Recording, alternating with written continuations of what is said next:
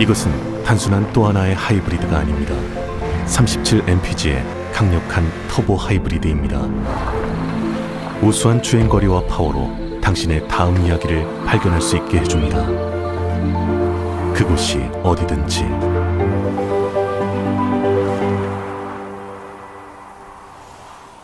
올류 소렌토 터보 하이브리드, 세계 최초의 스토리텔링 머신.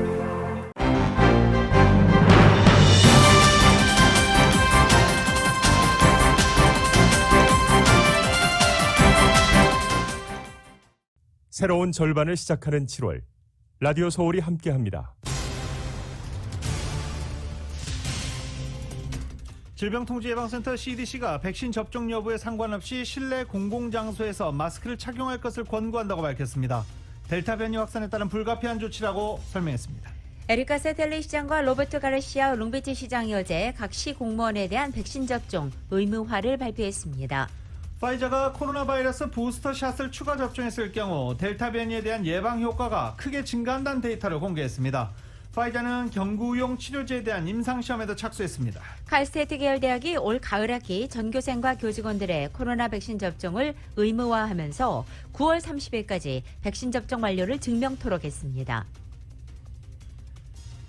UC와 칼스테이트 계열 대학이 캘리포니아 거주 학생들의 입학 문호를 넓히기 위해 입학 정원을 늘릴 것으로 전망됩니다. 코로나 팬데믹 속에서 개인과 사업자들을 대상으로 하는 정부의 지원금이 쏟아지는 가운데 한인사회 명암이 엇갈리고 있습니다.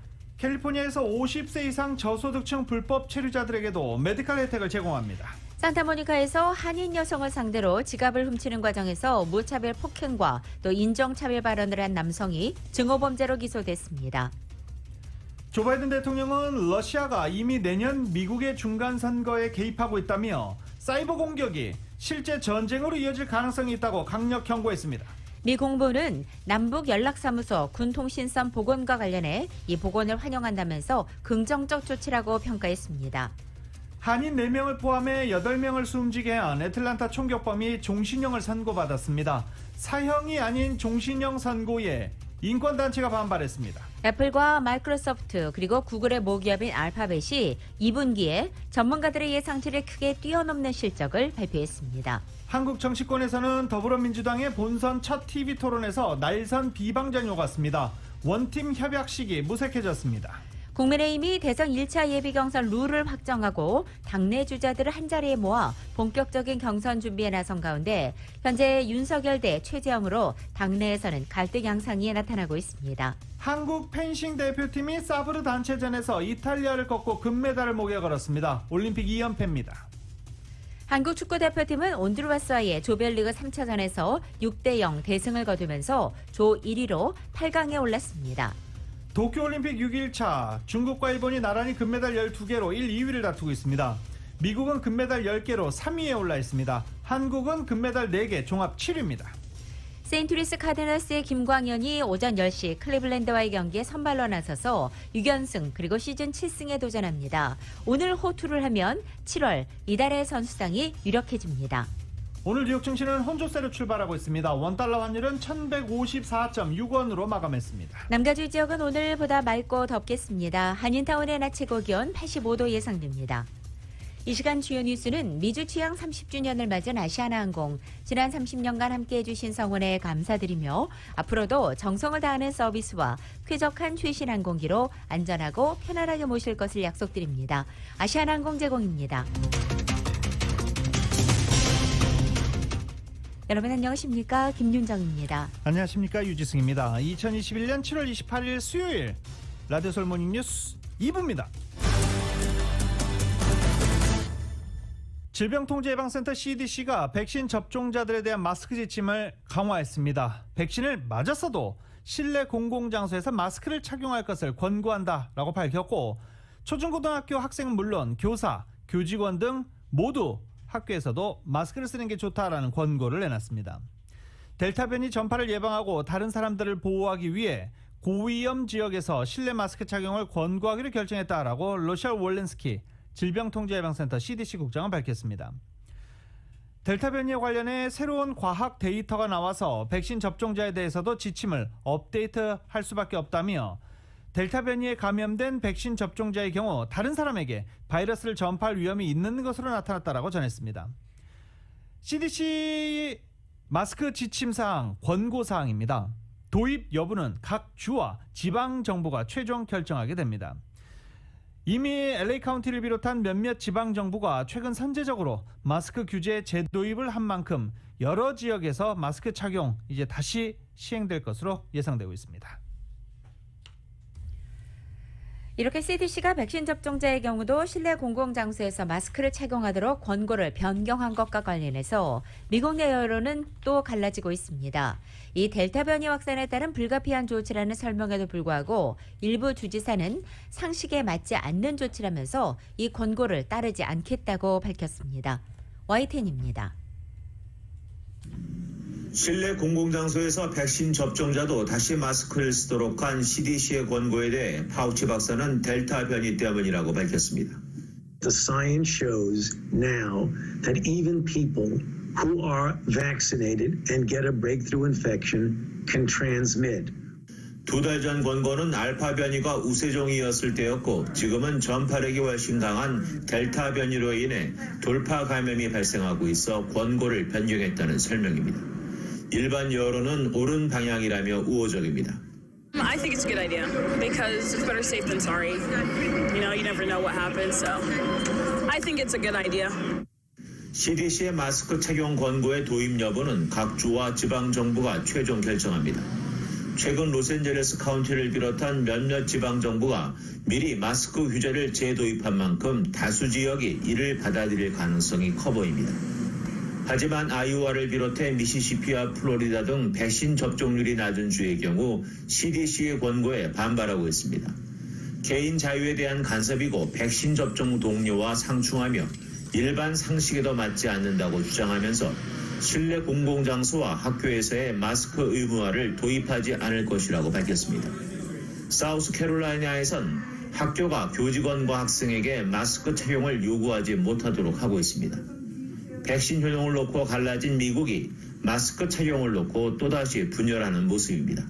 YTN 이동원입니다.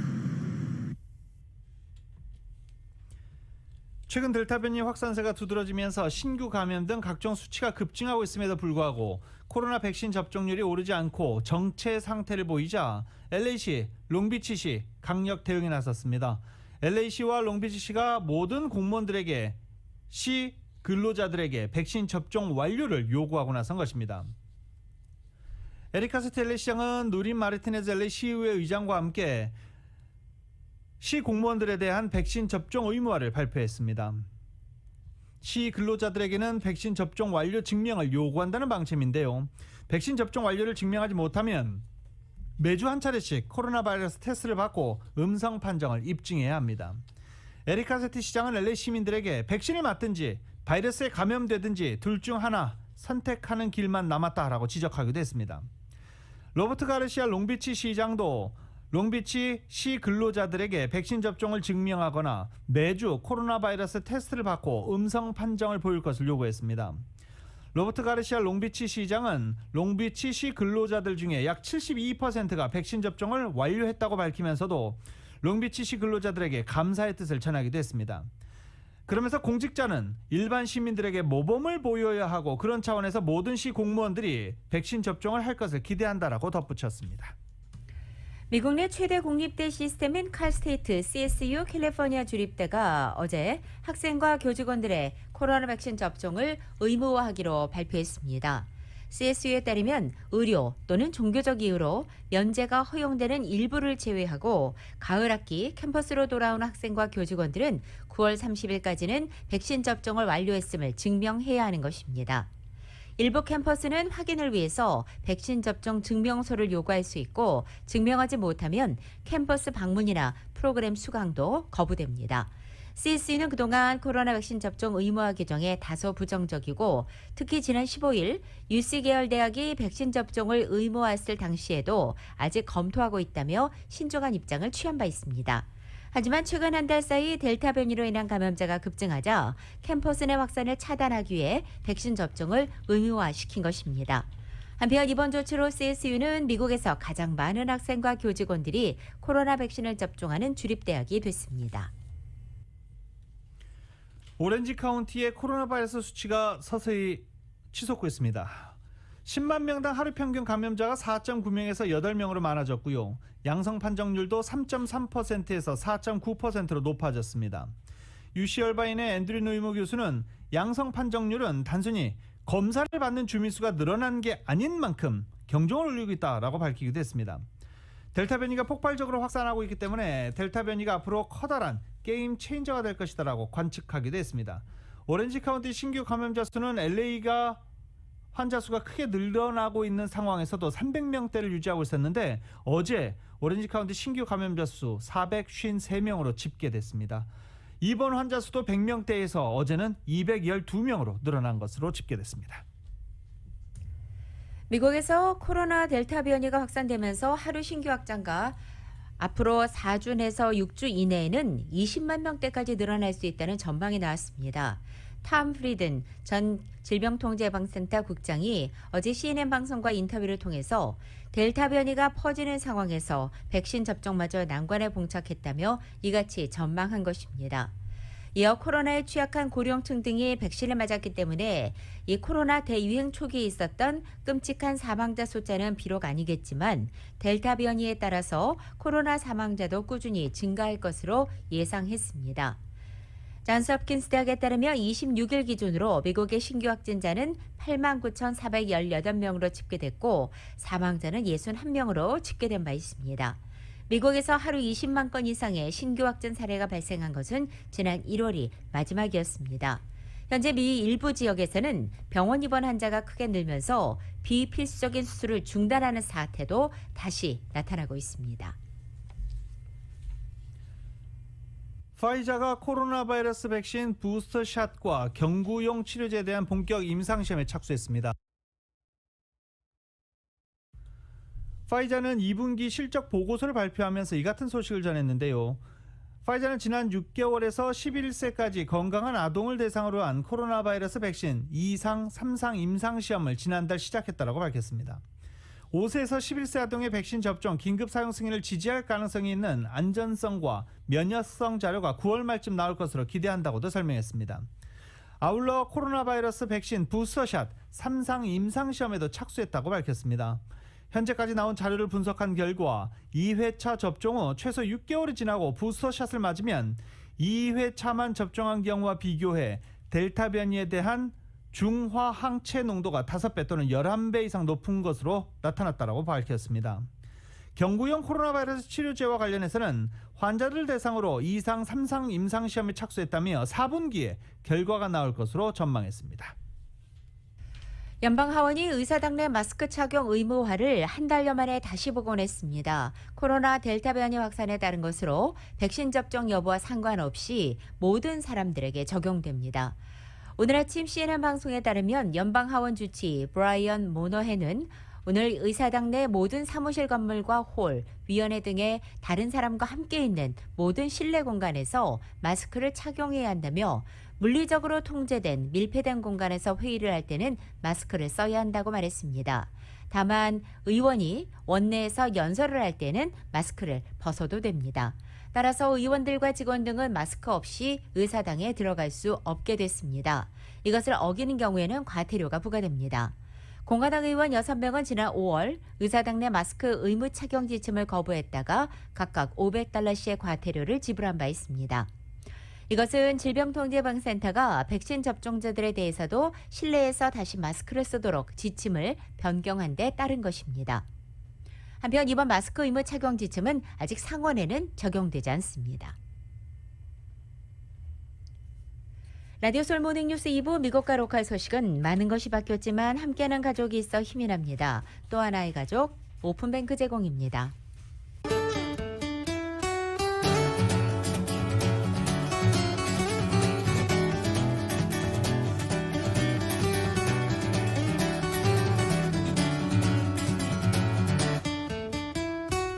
7월 28일 수요일 남가주의 날씨입니다. 오늘 남가주보다 맑겠고 낮 기온 어제보다 2~3도가량 높아지겠습니다. 목요일은 내일도 오늘 같은 날씨가 이어지겠고 금요일에는 부분적으로 약간의 구름이 지나겠습니다. 한편 이번 주말까지 이렇게 대체로 맑은 날씨가 유지되는 가운데 낮 기온에도 큰 변화 없이 평균 기온을 약간 웃돌겠습니다. 한편 몬순의 영향을 받아 남가주의 후텁지근한 더위는 이번 주말까지 당분간은 계속되겠습니다. LA 한인타운 오늘 낮 최고 기온 85도, 밤 최저 기온 66도, 오렌지 카운티 지역 89도, 67도, 밸리와 일랜드 엠파이어 지역 99도, 69도, 해안 지역은 75도, 64도 되겠습니다. 한국은 오늘 오후 들어서 곳곳에 국지성 소나기 내리겠습니다. 서울의 오늘 아침 최저 기온이 76도, 낮 최고 기온은 94도로 예상됩니다.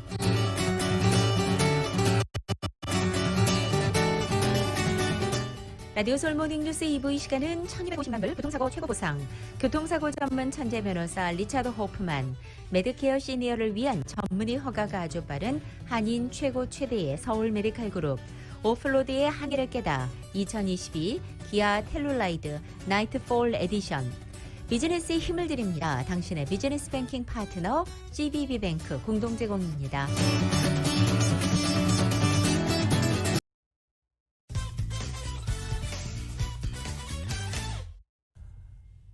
라디오솔 모닝뉴스 함께하고 계십니다.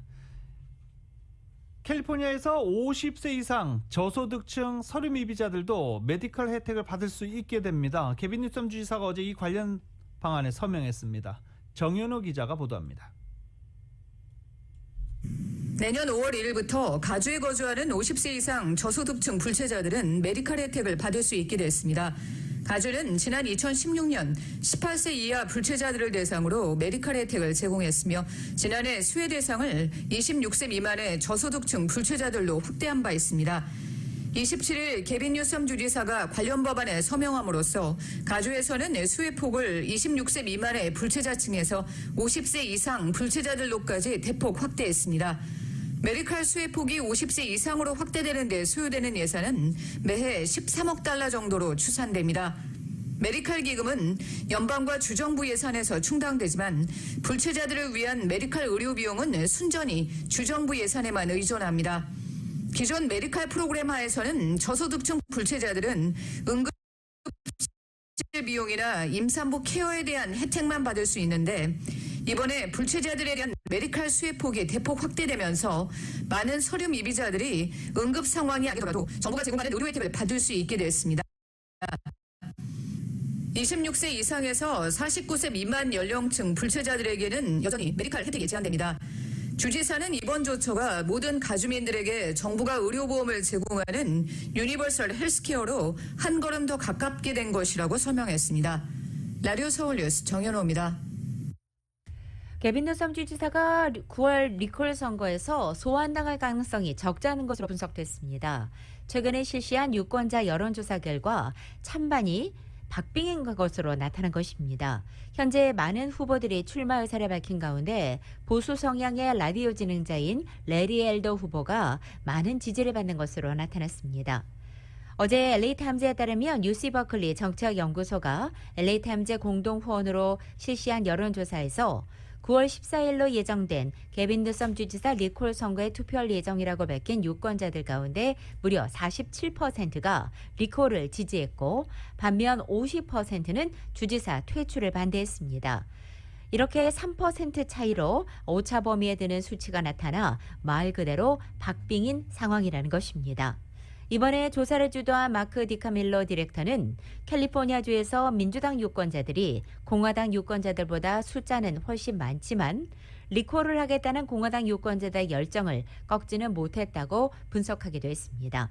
또 많은 민주당원과 무소속 유권자들이 이번 리콜 선거에 관심이 없어서 위험성이 커지고 있다고 평가하기도 했습니다. 캘리포니아주에 오늘 또 날씨가 더워지면서 절정경보 플렉스 알러트가 발령됐습니다. 서부 지역의 높은 전력 수요와 빠듯한 공급이 예상됨에 따라서 오늘 오후 4시부터 밤 9시까지 절정경보를 발령한다고 밝혔습니다.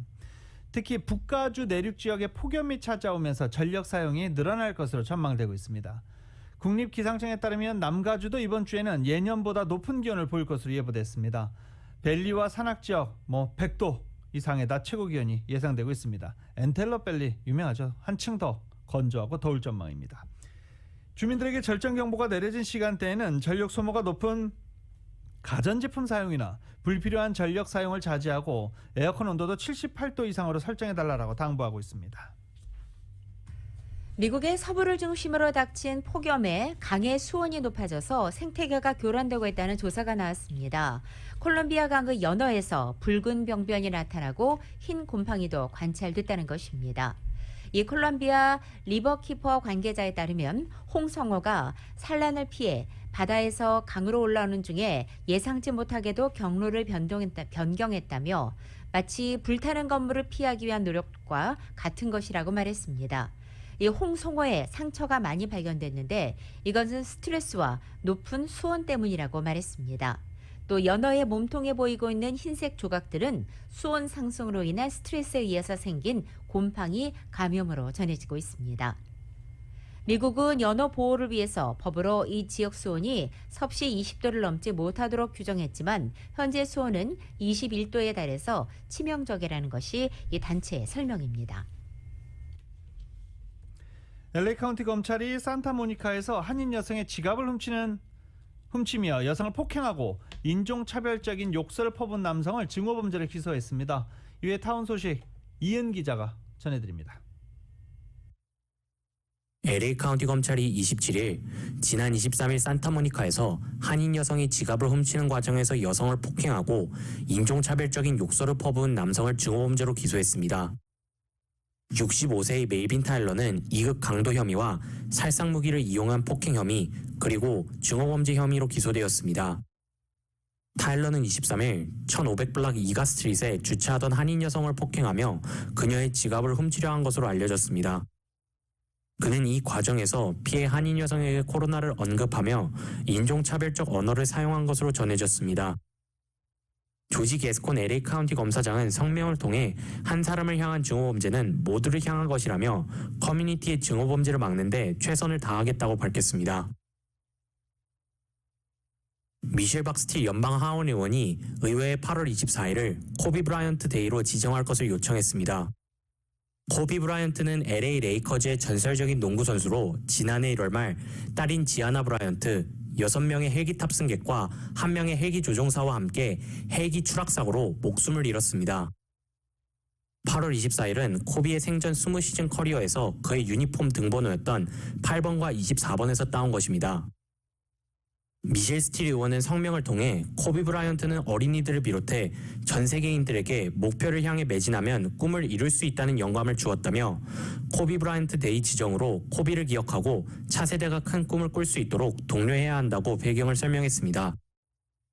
지난해 오렌지 카운티 슈퍼바이저 위원회는 당시 슈퍼바이저 위원회 위원장으로 활동하던 미셸 박스틸 의원의 요청으로 코비 브라이언트 데이를 지정한 바 있는데 미셸 스틸 의원은 코비 브라이언트 데이가 전국적으로 지정되기를 원한다고 밝혔습니다. 라디오 서울 뉴스 이은입니다. LA 카운티에서 월 $1,000 이상의 기본소득 제공 시범 프로그램 조례안이 통과됐습니다. LA 카운티 슈퍼바이저 위원회는 어제 카운티 내 18세에서 24세 사이에 등록된 주민 150명을 대상으로 한 기본소득 제공 조례안을 만장일치로 승인했습니다. 이 조례안은 LA 카운티 직업훈련 과정인 테이포튜니티 프로그램에 등록된 젊은이들에게 매달 $1,204를 3년간 지급하는 내용입니다. 따라서 LA 카운티 사회복지국은 구체적인 시행 내용을 45일 안에 LA 카운티 슈퍼바이저 위원회에 제출해야 합니다. 미국 경제가 코로나 바이러스 여파에서 벗어나면서 근로자들의 임금이 최근 많이 올랐지만 물가를 감안하면 실질 임금은 오히려 2%가량 줄었다고 CNBC 방송이 보도했습니다. 6월 미국의 시간당 평균 임금은 30.40달러로 시간당 평균 임금입니다. 평균 30.40달러로 작년 동기 대비 3.6%가 올랐습니다. 2009년 1월 이후 가장 높은 상승률입니다. 하지만 노동통계국에 따르면 같은 기간 소비자 물가지수는 5.4%가 올라 구매력에 해당하는 실질 임금은 오히려 1.7%가 줄어든 것입니다. 다만 물가가 전품목에 걸쳐서 고르게 오른 것은 아닌 만큼 그 영향은 근로자별로 다를 수도 있습니다. 지난해 코로나 바이러스 초기 물가가 하락한 탓에 올 물가 상승률이 상대적으로 높게 나타나는 기저효과가 발생한 점 등 통계 왜곡 요인도 고려할 필요가 있다고 CNBC 방송은 전했지만 일단 나타난 숫자로는 작년 동기 대비 물가를 감안한 실질 임금은 오히려 2%가량 줄었다라는 것입니다. 이 코로나 팬데믹 속에 개인과 사업자들을 대상으로 하는 정부 지원금들이 쏟아지면서 한인사회 명암이 엇갈리고 있다는 소식입니다. 정효로 기자가 전해드립니다. 40대 김모 씨, 요즘 구직 활동이 한창입니다. 직장을 옮기려는 생각은 오래전부터 하고 있었는데 요즘 코로나 팬데믹 여파로 심한 구인난이다 보니 이참에 일자리를 옮겨보기로 했습니다. 김 씨처럼 구인난 속에 더 나은 조건의 직장으로 이직을 생각하는 한인들이 부쩍 늘었습니다. 30대 이모 씨, 팬데믹 속에 다니던 직장이 문을 닫았다 최근 다시 문을 열었지만 그동안 월급보다 더 많은 실업수당을 받아온 터라 다시 직장을 나가기가 선뜻 내키지 않습니다.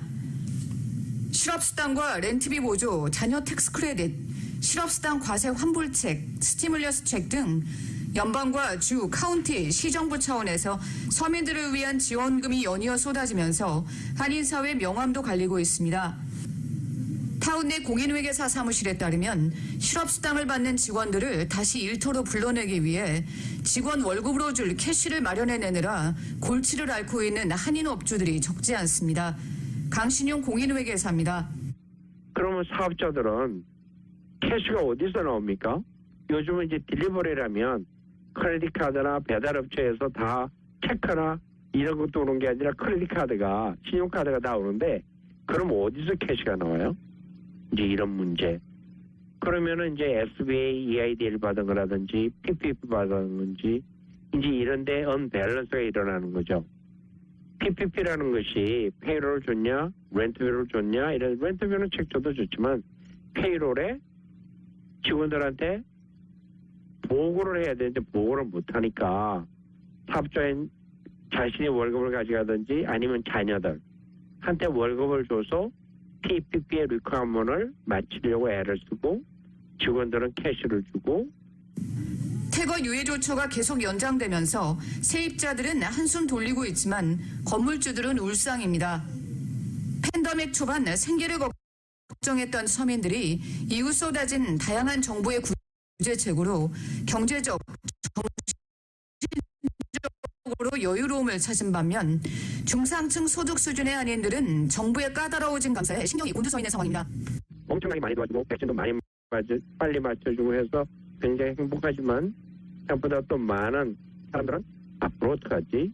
인플레이션이 오면 어떡하지?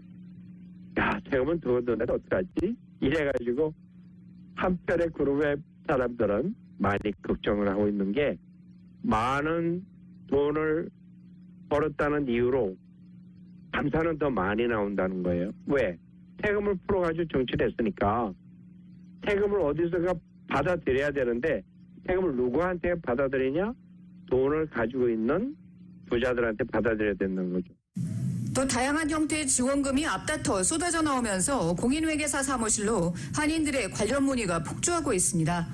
라디오 서울뉴스 정현호입니다. UC 명문대학들의 입학 정원이 늘어날 전망입니다. 캘리포니아 거주 학생들의 UC 계열 대학 입학 문호를 높이기 위한 결정입니다. 세실리아 에스토라노 의장을 주축으로 한 UC 이사회는 캘리포니아주 거주 학생들의 교육 기회 향상을 위해서 입학 정원 증원을 최우선 과제로 삼을 것이라고 밝혔습니다. 오는 2022년 가을 학기 UC와 칼스텍 계열 입학 정원을 15,000명 이상 증원하기 위해 단일 회계년도 최대 규모로 캘리포니아 정부는 최대 금액의 자금 투입을 약정하기도 했었습니다. 미국 최대 사기업 월마트가 직원들을 대상으로 무료로 대학 학자금과 교재비를 제공하기로 했다고 어제 밝혔습니다. 월마트와 샘스클럽 회원 직원들은 8월 16일부터 라이브 배럴 유 에듀케이션 프로그램에 있을 경우 하루에 $1씩의 입회금을 내지 않아도 됩니다. 회사 측은 경제와 또 일자리의 상황에 따라 이 프로그램을 조정하기로 했습니다. 이 학자금 프로그램의 실행을 위해서 월마트 측은 직원 교육과 커리어 개발로 앞으로 5년간 $10억 투자하게 됩니다. 현재 150만 명의 월마트와 샘스클럽 파타임과 풀타임 직원들은 이 프로그램을 통해서 새로운 직업 스킬과 학위 취득에도 도움을 받을 수 있게 됩니다. 한미은행이 지난 2분기 순이익과 예금 대출 모두 오르면서 좋은 실적을 냈습니다. 한미은행은 지난 2분기 순이익 2,210만 달러, 주당 수익 72센트로 전분기보다 상당폭 올랐습니다.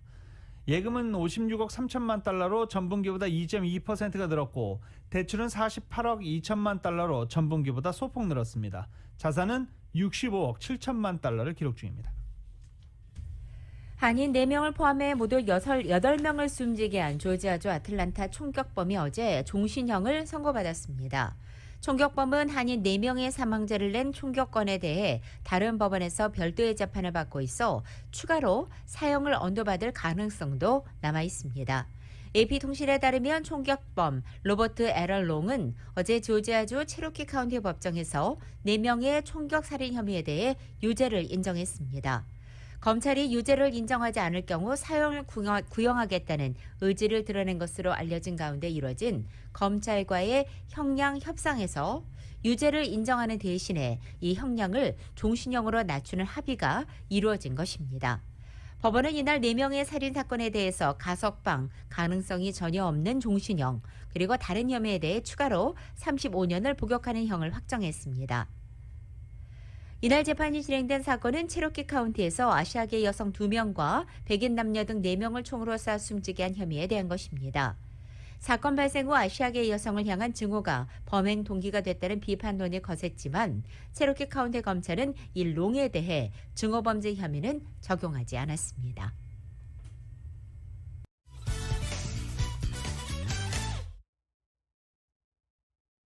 라디오솔 모닝뉴스 함께하고 계십니다. 게빈 뉴섬 주지사가 썸머 캠프에 참가하고 있는 자녀들을 집으로 귀가시켰다는 보도가 지금 막 나왔습니다. 게빈 뉴섬 주지사의 자녀들이 참가하고 있는 썸머 캠프가 마스크 착용과 방역 수칙을 의무화하지 않은 데 따른 것으로 방역 수칙가 느슨한 곳에 아이들을 보낼 수 없다며 아이들을 썸머 캠프에 더 보내지 않을 것이라고 밝혔습니다. 아이들을 데려오고 싶어도 그러지 못하는 맞벌이 부모들도 상당히 많다는 점 잊지 마시기 바랍니다.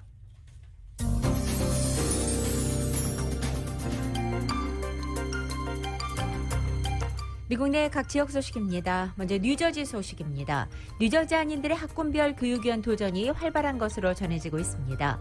11월 2일에 실시되는 교육위원 선거에 최소 12개 학군에서 한인 17명이나 후보로 등록해서 역대 가장 많은 한인들이 교육위원회에 출마했습니다.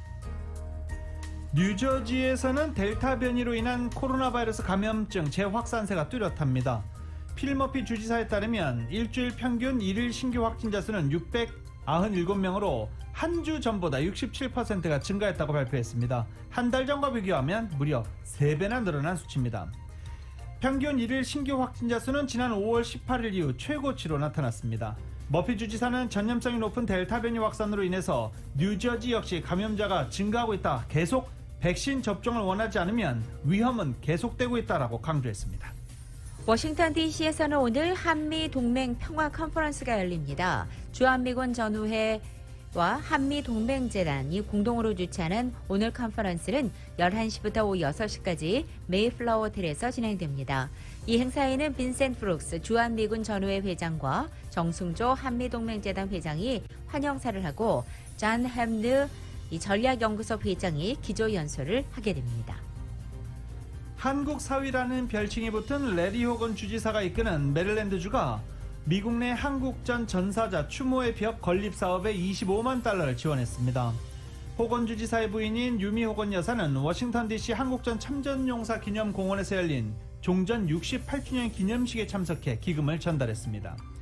추모의 벽은 6.25 전쟁 참전용사 희생을 기리는 조형물로 워싱턴 DC 기념공원 내 추모 연못 주변에 설치되는 높이 1m, 둘레 50m의 화강암 벽입니다.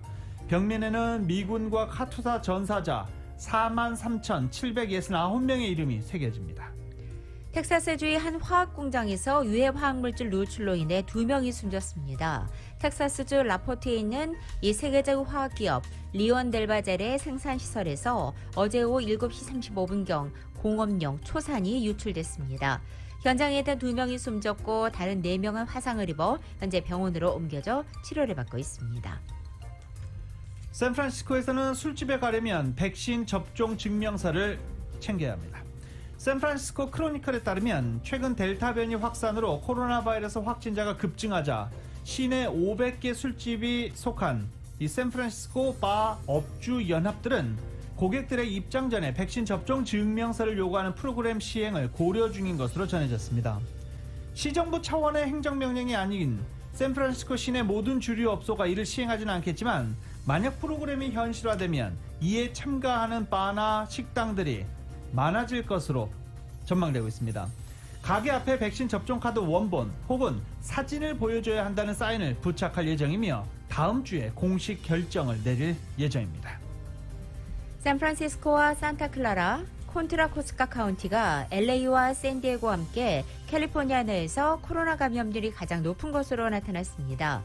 이들 5카운티는 백신 접종률이 모두 높은 또 인구가 높은 도심 지역으로 알려져 있지만 최근에 코로나 확진자가 가파른 급증세를 보이고 있는 것입니다. 시애틀에서는 외출 금지령 등으로 집에 박혀있던 코로나 팬데믹 기간 시애틀 주민들이 유튜브나 인스타그램, 페이스북 등 소셜미디어에 더 많이 접속하면서 세상과 소통한 것으로 나타났습니다. 시장 조사기관 닐슨은 코로나 팬데믹 기간 동안에 킹, 피어스, 소노호미시 카운티 등 광역 시애틀 지역에 거주하는 성인들의 소셜미디어 이용 시간이 이전보다 크게 늘어났다고 발표한 것입니다. 보통 하루 평균 3-4시간 그리고 4-5시간을 이용하는 성인들도 많은 것으로 집계됐습니다. 시애틀에 더 많은 서민 아파트를 신축되도록 유도하기 위한 정책 방안 일환으로 시애틀 시정부가 6년 전에 개발해 업자들과 일궈낸 이 타협이 성과를 나타내기 시작했다는 보도가 나왔습니다. 시정부는 2015년 서민주택 공급 의무화 정책을 설정하고 도시마을로 불리는 재개발 대상지 20여 곳에 건축 규정을 크게 완화해주는 대신에 개발업자들은 일정 요금을 서민 아파트의 건축 보조금으로 시정부에 납부하거나 또 신축 아파트 일정 유닛을 서민용으로 할애하기로 합의한 정책입니다.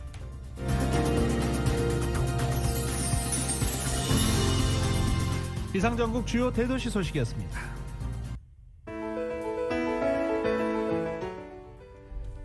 (2021년 7월 28일) 수요일에 전해드린 라디오 서울 모닝뉴스 여기서 마치겠습니다. 지금까지 진행의 유지승, 김윤정이었습니다. 모닝뉴스 2부 이 시간은 1250만 불 교통사고 최고 보상, 교통사고 전문 천재 변호사 리차드 호프만, 메디케어 시니어를 위한 전문의 허가가 아주 빠른 한인 최고 최대의 서울 메디칼 그룹, 오플로드의 한계를 깨다 2022 기아 텔로라이드 나이트폴 에디션, 비즈니스에 힘을 드립니다. 당신의 비즈니스 뱅킹 파트너 CBB뱅크 공동 제공이었습니다. 잠시 후 9시에는 강희실의 오늘의 미국이 방송됩니다. 함께해 주신 여러분 고맙습니다.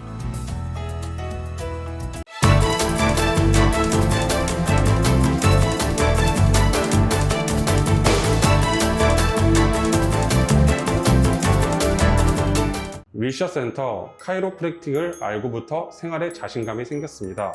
엑스레이와 초음파 등 정밀 검사 후 치료를 하니까 정말 믿을 수 있어요. 카이로프랙틱은 지압이나 물리치료와 다릅니다. 척추를 중심으로 신경과 근육을 재정비해 몸의 시스템을 건강하게 돌려놓는 것입니다.